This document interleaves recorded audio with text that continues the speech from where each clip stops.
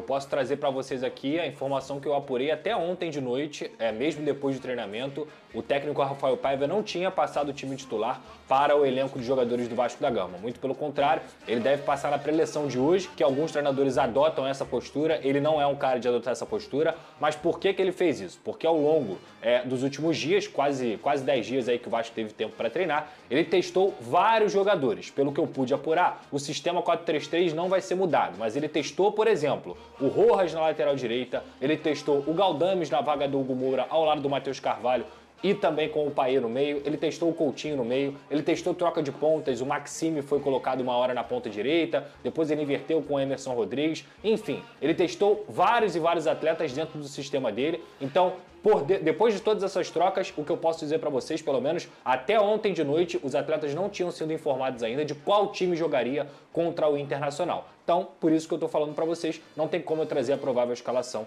nesse momento. E qual seria a escalação do Lucas Pedrosa? Ah, Fernanda, primeiro que eu mudaria o sistema. Eu não adotaria o 4-3-3, entendeu? Não adotaria um sistema... O que você faria? Eu tentaria colocar um Vasco um pouco mais construindo por dentro, talvez colocar um Vasco com 3 volantes e o meio-campo lá, seja o Coutinho ou seja o Payet. E aí colocaria, por exemplo, o Ryan junto com o Verratti para dar um pouco mais de mobilidade no ataque. E aí seriam 3 volantes mais marcadores, assim?